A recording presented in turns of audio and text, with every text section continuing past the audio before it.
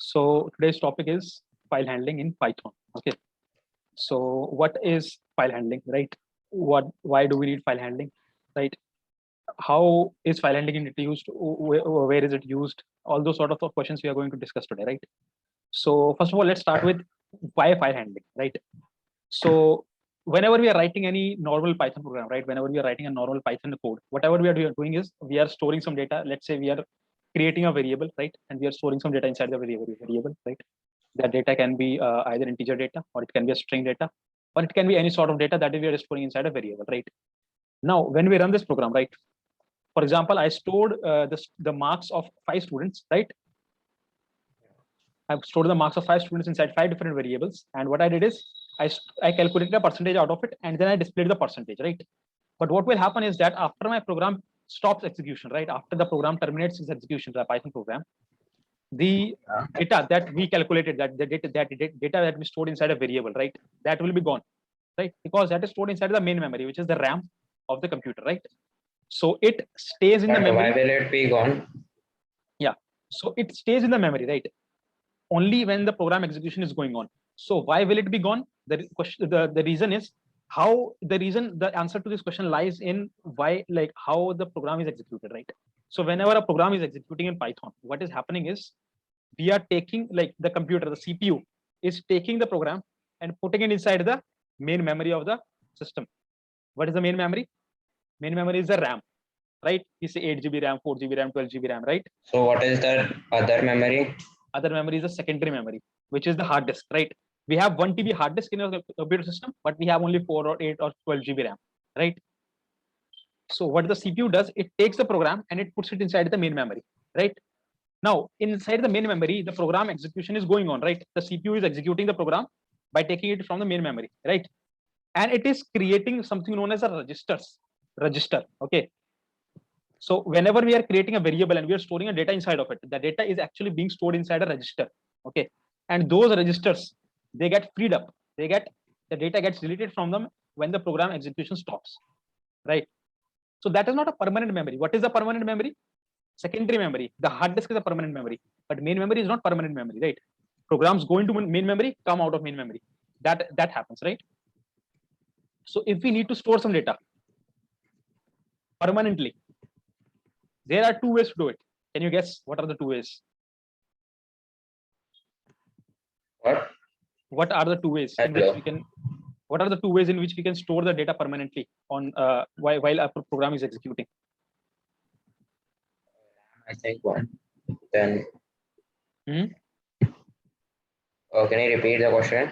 I'm saying, what are the 2 ways with which we can store the data permanently?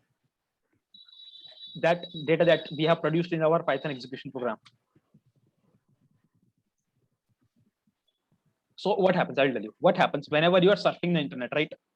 What you do is, if you like something, right? If you like an image, if you want to download a PDF file, what do? You download it and you save it on your local disk D, local disk E, right? Your voice is breaking. Can you repeat? I'm saying whenever we are surfing the internet, right? And we got some file or some image that we want to download. We download it and we store it inside some local disk, right? Local disk D or local disk E or somewhere, which is stored on our hard disk, right? So it is clear that one of the ways to store data permanently is storing it as a hard disk, right? So if I'm calculating the percentage of a student, right, in five different subjects, I can store it on my hard disk in some sort of file, right? Second type is a database, right? Database is more structured format as compared to a text file, right? We have tables inside of it, we have rows inside of it, we have a server of database, right? But that is a question for a different time, right? Today we will look into file handling, right?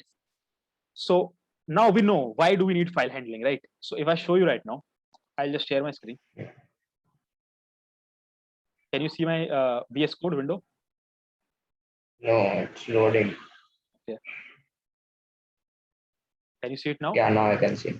Okay. So yeah. I will take an input from the user. Okay. I'll say marks is equals to input. Please enter your total marks out of 500. Okay. And we are storing it inside the marks. Now, obviously, this returns a string. So we need to convert it into an integer like this, right? Yeah. And what we will do, we'll calculate a percentage out of it. So I'll create another variable called percentage, and I'll say marks into my So what is the percentage? Divided by 500 into my 100. So that will make it divided by 5, right? And then we print the your percentage is percentage. Okay. And we'll put a percent sign also here like this, right? Let's run this program. So I'll pull up the terminal, okay, like this. I'll write pi 5, then I'll press a tab, and I'll press enter. So it is asking me for a total marks out of 500. So let's say I have 498 marks out of 500. Okay, I'll press enter. Your percentage is 99.6%. Okay, very simple. But Yeah. it's gone, right? I cannot access it now, right? It's gone. Yeah. I cannot access that my percentage was 99.6%, right? Someone else comes in, they will have to enter the marks again. They will have the program will again run completely from line 1 to line n, and then it will give the output again. They'll print it again. It will not be saved. I need to save it somewhere, right? So we'll use file handling, and we will use very basic file handling today, which is storing in a text file, right? .txt file. Okay. So what I will do is I delete this for now. Okay. Now we will look at some for making use of file handling. We will need a file, right? So in file handling, we create a txt file, right? Either we can create a txt file or the txt file is already created and we can read it. Okay. So what will happen is there are different ways in file handling. So with Python in file handling, either we can open a text file in write mode. Okay. We can open a txt file in read mode, and we can open a txt file in append mode. Okay, what are these modes? I think they are very evident by what is written. Write mode. If you want to write something to a file, you open the file in write mode, right? If you want to read something to a file, but you do not want to write on it, right? You open it in a read mode. If you want to append means, you know what is append? Yeah. Okay, append means adding at the end. Instead of overwriting, add at the end, right? Do not overwrite the file. Do not remove the content, the file that were previously present, but overwrite it. No, sorry, append it at the end, right? Add it at the end. That's what append means, right? So we can open our files in these all sorts of different modes with the help of Python file handling programs, right? So how do we open it, right? That is the question. So let's say there is a function called open. Okay, open. As you can see that when I write open, it is also giving me here all sorts of different things, right? File, open file, mode, buffering, encoding, errors, new line, a lot of things it is giving, right? So what we do is we write open, then we open brackets, it is a function, right? Then we open quotation marks and we write the name of our file. So what is the name of our file that we want to open? So let's create a file known as webseries.txt. So we are going to store the data of web series, okay? And we are going to retrieve it from there, okay? And after this, we'll put a comma, and the second parameter that goes inside this function is a mode. What is the mode? We just studied what the mode is, right? Depends. What the mode is, it depends on what kind of operation do you want to do. Do you want to write on the file? Do you want to read from the file? Do you want to append to the file? What do you want to do, right? So let's say that I want to write to the file right now because the file is not existing right now, right? So I cannot read it. Can you see the file existing here? No, right? So I want to write to the file, right? And if the file is not existing and you have opened it in a write mode, it will create the file by itself. It will say that file is not existing, I cannot find it, so I will create the file by myself. Okay. And this will return you an object. This function is going to return you an object. So we need to store that object somewhere, right? So I'll create a variable, I'll call it my file, and I'll put equal to. So whatever is returned from this open function will be stored inside this my file. So this open function is going to return a cursor. A cursor is sort of a pointer that points to a file, right? Points to different positions in a file, and that is stored inside my file. Now I can use this my file pointer or my file reference or my file object, whatever you want to call it, and I want to write to that file. So how do I write? Now again, there is a function, right? There is a function called my file dot write. Okay, so write function helps us write to a file, right? So let's check it out. I'll open round brackets, and I'll put double quotation marks, and I'll write something. Let's give me the name of any web series. I don't know. Any web series? Have you not seen any web series or not? Yeah. Huh? Loki, I guess. Loki. All right. Money Heist. Let's go with Loki first. We will add Money Heist later on. Okay. Yeah. So what this program is going to do? This program, when I execute it, it should open a file name as webseries.txt in write mode, and it should write to that file what this string Loki. This is a string, right? Loki. Now, and also if this file that we have specified here, if this is not existing in the local machine, it will create it. Okay, so you can see it is not existing right now, right? Just look through it. No file name webseries.txt is existing. When I run this, it will create the file by itself. So I'll say py. I'll run it, and a webseries.txt is created here, right? Can you see this? Yeah. Awesome. Yeah, now it comes. I'll click on it, and you can see the content, right? The content is Loki, right? So it created a file name as webseries.txt and it inserted Loki inside of it. Now let me go in here. I'll remove the Loki and I'll add Money Heist. Money Heist or Money Heist, what it is called. Okay. I'll run it again, and I'll go to webseries.txt again. Now you can see that the content has been changed to Money Heist, right? So, and surprisingly, the previous content, which was Loki, has been removed. So that tells us one thing about the write mode. Whenever you open a file in write mode, whatever the contents of the file are present right now, they will be removed, they will be truncated, they will be deleted. Okay. And whatever the content you are writing, that will be overwritten on the file, right? So previous content will be lost. In case you do not want to lose the previous content of your file, you don't open it at write mode, you open it in an append mode. So I'll remove write W, I'll write A, which is append. So it stands for append, right? And Money Heist is already present here. I'll just remove Money Heist and I'll write Loki here. Okay. Loki. And if I run it again, you can see Money Heist was there and Loki has been added also here, right? Can you see that? Loki has been added here. So this time it didn't overwrite, it appended at the end, right? Also, this is appending just here, not on the next line, because you have not provided any next line character, right? So if I just remove this right now and just write like this, Money Heist, and I give a next line content like this, /n, move it to the next line, and then I run it again. You can see Loki has been added to the next line instead of the same line, right? Very simple, right? We open a file in append mode and we write it, which means append it at the end, right? Let's remove this append mode and put it in write mode again. Okay. And what I will do is, okay, let's just leave it this. Okay, we got to understand how to write to a file, right? Okay, so what we will do is we will create a function out of it. I'll say def write file like this. Okay, we know how to create a function. We write def, we write the name of the function, opening, closing round brackets, and then semicolon, sorry, colon, and then this. So this is the write file. Okay, we have seen how to write to a file. I'll just copy this, I'll paste it here, and I'll open it in append mode. And instead of write file, I'll write append file, right? So we have two functions already. We have seen two modes, how to write to a file, how to append to a file. Let's write something else. Let's write Money Heist. Okay. Now, what is the most important thing? If we can write to a file, if we can append to a file, if we cannot read from the file, is that any of use, right? But like it is of use. I can just open webseries.txt and I can read it like this. But if I cannot write a program in Python that can read it, that is pretty lame, right?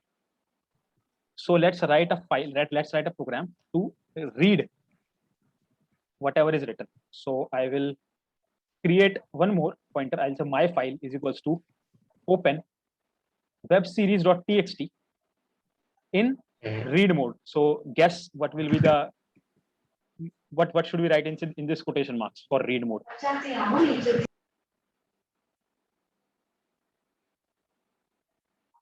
Okay, I'll tell you.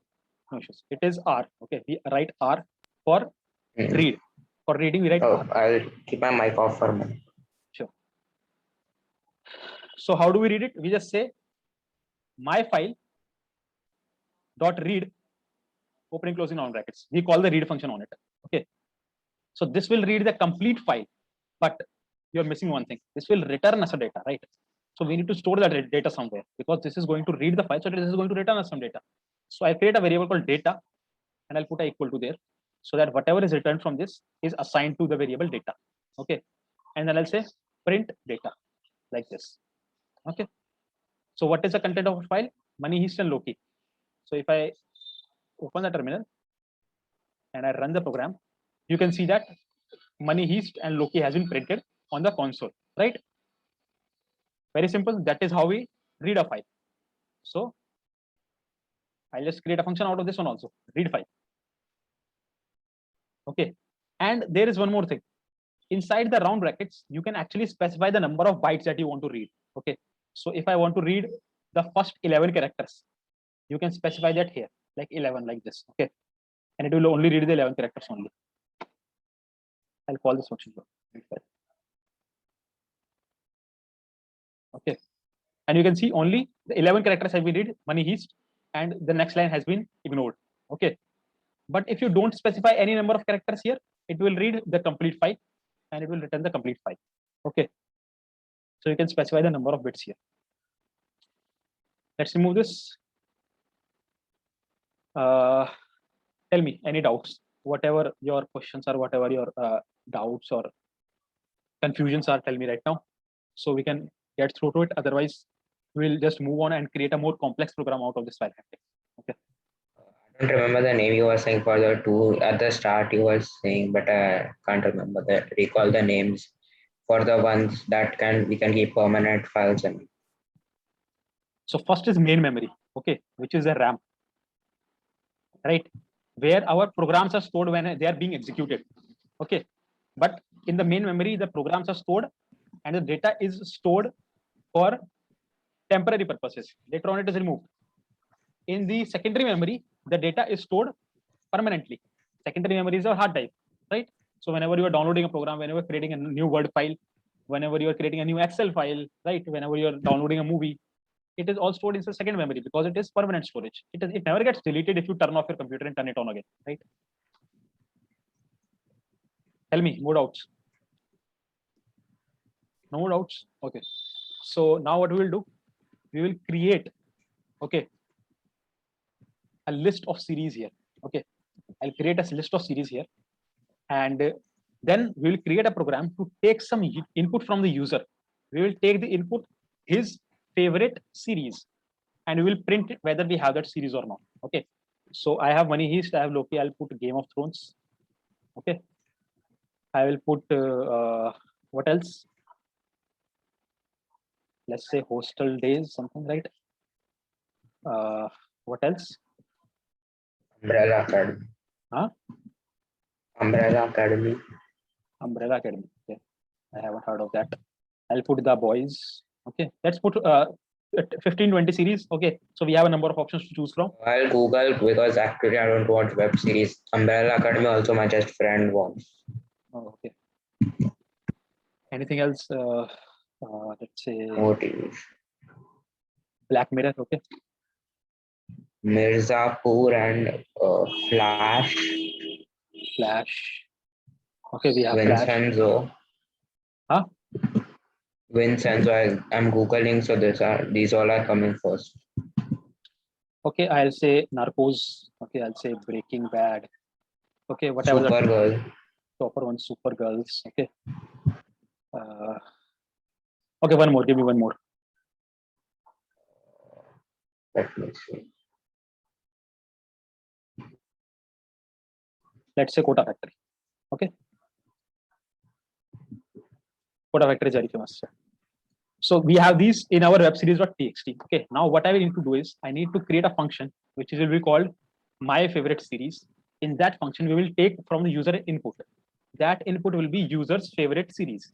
Then we will read our file and then we will go through the complete file and we will see whether we have that series in our file or not, and we will return the output automatically according to that, whether we have the series or not. So I'll create a function called def my fav series like this. Okay. I'll take an input. I'll say my fav equal to input. Please enter your favorite web series. Okay. and then I'll print your searching if we have this series or not. Okay, any sort of things, right? Not really searching, like it will not take that much time, but we are adding it anyway. Now what we need to do, we need to read the data, right? So I'll create another my file equal to open web series.txt, right? In the read mode, right? Or write mode. Tell me which mode should we open it in? I think The read mode, okay, because we are reading the file right now, right? We have already stored the data inside of it by hard coding it, and then now we are reading it. Okay, so this time what I will do, I'll say my data is equals to my file dot read lines. Okay, now there is a difference between this read and this read lines. If I open this read, it will directly give me the complete data back from the file, but as a string. Okay, but if you can see that I don't need a string, I need an array of all the series that I have in my file, right? I don't need a list, I need an array. Sorry, I don't need a string, I need an array. Okay, so what read lines function will do, whichever data is coming on a new line, right? This is the new line, right? If I go back over there and I press enter, I have come to a new line. Whichever data is coming to a new line, it will add all those elements inside an array, right? As elements. So we will have an array as Money Heist, Loki, Game of Thrones as its elements. Okay, that is the difference between read and read lines. Read will return a string. Read lines will return us an array of all the elements that are appearing on a new line. So before doing anything else, let's just print my data. Okay, and I'll comment out the these two lines. Let's just see what kind of array is being returned. And let me just call this function myFF series like this. You can see, right? The array is being returned here, right? And all these elements are there. But in all these elements, there is a slash n that is included at the end, right? Slash n means the next line character, right? Move to the next line. That is what a slash n character is. So this is causing an issue, and this has been read by the readlines function because it is going on to the next line. Okay. So what we need to do is we need to remove this. Okay. So what we will do, we'll say for x in my data, we'll go through all the elements of x, and we'll say x equal to x of -1 like this. Okay. I'll remove those last. Okay. One or two elements. Okay. I think I get the problem. I'll create a iterator. I'll say I equal to 0, and I'll say, okay, sorry, while I is less than len of my data. Okay, I need the my data of I equal to my data of I of colon -1. Okay, we got the issue. Okay, sorry. What I did not do is I did not say I equal to I plus 1. I equal to I plus 1. Okay. And you can see all those slashes have been removed, right? I'm slicing it here. This colon -1 says slice the last character, okay? And slash n is not read as two different characters. It is read as one single character. So that character is removed from here, okay?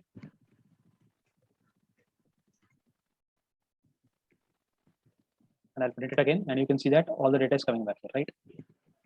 What we need to do is we need to take this data, okay? We have got this data, but I don't need to print it. I need to go through it, and I want to check whether the series entered by user myFF is present inside our data or not. So I'll create another loop for x in my data. I'll say if x is equal to my data, print we have the series. Okay. And then I'll say flag equal to 1, flag equal to 0. I'll create a variable flag here to keep track of that. Flag equal to 1. And here I'll say flag equal to, if flag equal to 1, then that means it never went inside that if statement. So we don't have that series. Okay, let's try it out. I'll copy the, I'll put in Flash. Okay, I'll put this Flash here. So I'll run this program.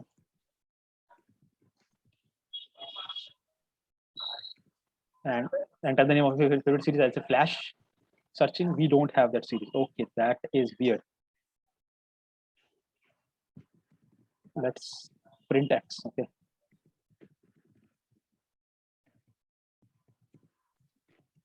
Flash. We don't have that series. Okay. If X is equal to my data, not my data. If X is equal to my fab. Okay, I wrote the wrong variable here. My fab.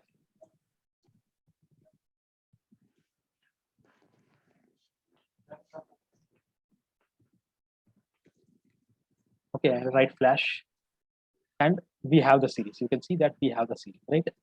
Let me run it once more. Okay, and this time I will add something else. Let's cite Mirzapur. We don't have Mirzapur, right? So you can see it is printing. We don't have Mirzapur. We don't have that series. Okay. Now what we need to do is we need to check, because if I just show you an example. Okay, so we have Flash, right? But if I run it again, if I write Flash, you can see we don't have that series, right? Why is it giving that? Because I entered a small f here, and in the file we have a capital F. Okay, so if I run it again with a capital F, it will give me the result. We have that series. But if I run it with a small f, it is going to give us we don't have that series, which is not really right, because the user does not care whether he's writing in small or capital letters, right? It becomes a sort of a problem. So what we will do is we will convert all these letters to lowercase. Okay, we'll compare in the lowercase. Okay, so for that we need to check how to convert to lowercase, right? We need to do that, right? So we'll just go to the internet. We'll say convert string to lowercase Python. Okay, and I'm able to see it right now. There is a function known as lower. Okay, so what we will do is string.lower. Yes, we have it here. Okay, so what we'll do is we'll go back here. We'll just say whenever we are passing through it, we'll say if x dot lower is equal to my fab dot lower. So we are going to compare the lower characters of both the files. Okay, sorry, both the file that we have present and both the input we are getting, right? We're going to compare it with lower. So I'll write it this time in lower Flash, and we have that series. Got it? And I can do it with any one of them. So if we have Umbrella Academy, right? You can see I have written U and I have written A in capital. So here I will not write U and A in capital. Let's try a combination. I'll write the U in small and A in capital, C in small, A in capital, D in capital, E, M, E in small. We have that series. Okay, simple. So we have all the series, right? So that is how we can do it. And this is what file handling is completely basically. Writing the file, appending to the file, reading the file, and then complex program. Okay, I'll put it on GitHub and I'll provide you the link for this. Okay, so you can access the code from there.